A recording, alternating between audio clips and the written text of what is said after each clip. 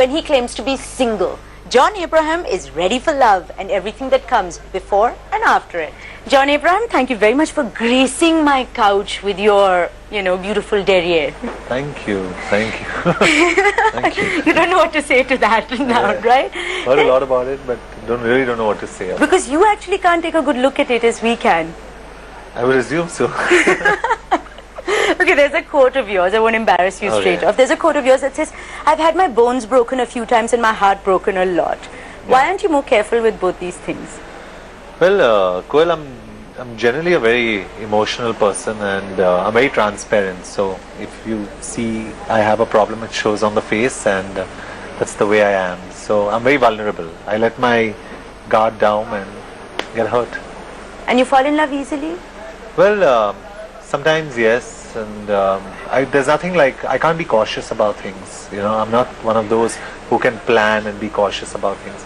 Things happen, and then sometimes you get hurt, sometimes you hurt people, but most of the times you get hurt, yeah. But you're in an industry where you need to plan and you need to be cautious and you need to be slightly, Machiavellian even. Yeah, you do need to be, it's like a game of chess actually. You need to know what your next 3 moves are, and or 10 moves are. And I think as far as films go, I've planned that out at least marginally so, because my level of success has been average, and I've planned my solo releases always being experimental films like No Smoking, Zinda, Kabul Express, but the commercial ones are the big ones like Dhoom, Dostana, New York, etc.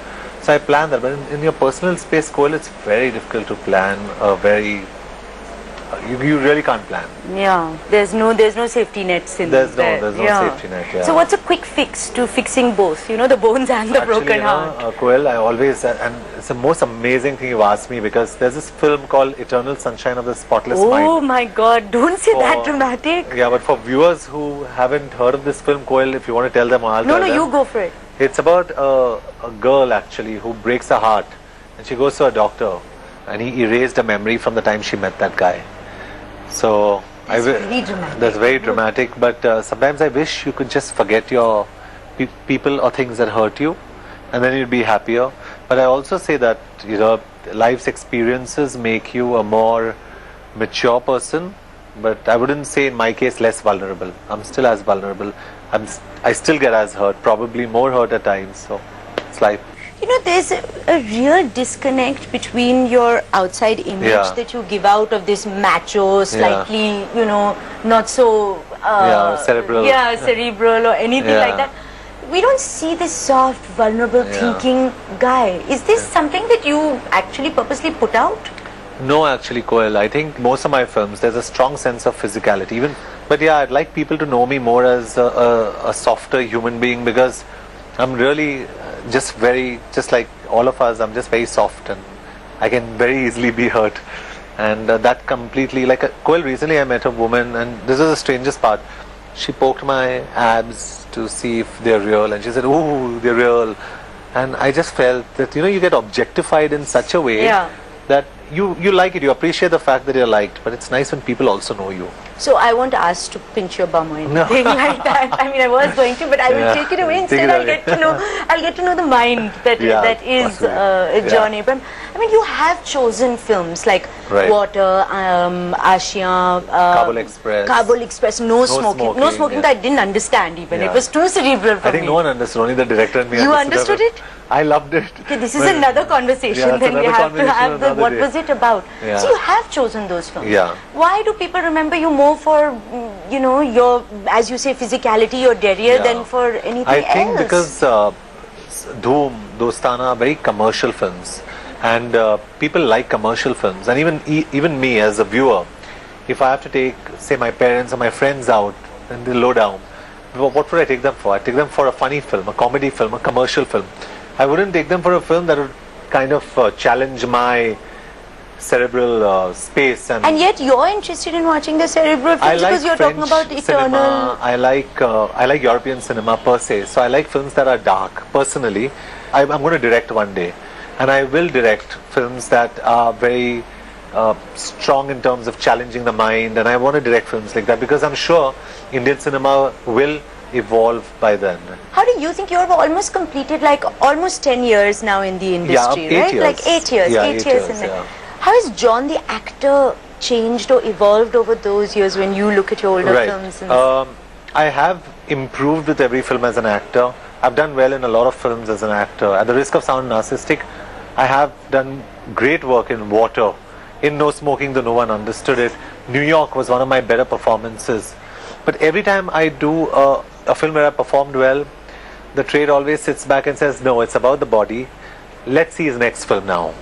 There are two ways of looking at it. I don't get disheartened, and I don't feel down when people say, oh, it's only his body and his face. I take it as a compliment. Great, it's a visual medium. You need to have a body. I'm not apologetic about it. But yes, I have an audience that goes and watches my film, because after the first 5 minutes of your film, Koel, no good looking face or great body can hold a film for the next 2 hours. They can get you in. They can get you in, Yeah. but after that point of time, you need to take the film through. So I think it's important that, as far as I'm concerned, as an actor, you learn with every film and you try and perform better. But the fact that the critics do not give you that sort of leeway in saying that, you know, fine, you've given as many hits as you've given, you know, flops. That they still don't acknowledge that John can deliver. Yeah. Does that not bug you anyway? No, I'll tell you what, critics over a period of time in the last 2 or 3 years, well, yeah, you're right, that used to happen. But in the last 2 or 3 years, you know, to be very fair to critics and to tell you the truth, they have been appreciating my performances. But unfortunately, when my performances have done well, my films haven't done well. So for me, it's a very catch-22 situation. When it's a commercial film where I'm looking good and I'm walking out of the water, you know, this film Is your tiny little yellow, okay, we're not going there. So I have critics who say that, listen, like I remember one comment by a critic, he said, John sahi baki nahi. So there was praise for the performance, but unfortunately the film didn't do well. But the point is, there is going to be that section of the audience that feels that we as models, all models, can't deliver. And the point is to just take that constructively and just try and work harder and do better. So there's no sense of anger that I have inside of me saying, what the shit, what did they say? No, it's okay, no problem. I'll work harder, I'll do better. You just talked about your modeling days. Yeah. Now, you started off as a model. You gained success very quickly. You know, you were an international successful model. Yeah. You were young, you were beautiful, you were coveted, you had big money suddenly. Was that like the glory days of your life? Like, did you really live it out? When I got into modeling, yeah, it was amazing, because not many people know, Koel, that I won Gladrags in India. And I went for the international Gladrags. That's the international manhunt. And you came second, right? I came second there, but I bagged a lot of contracts there. I was casting. I was sent for casting in New York, in London. So I stayed back in New York. But those are crazy times, because I remember once I went in New York. I used to stay in the Village, and I got down, and the Spanish guy hugged me, and he had tears in his eyes, and he said, "You come here every day. You have coffee with me." And I said, "Why?" And he showed me a photograph of his younger brother, and I looked exactly like him. And he said,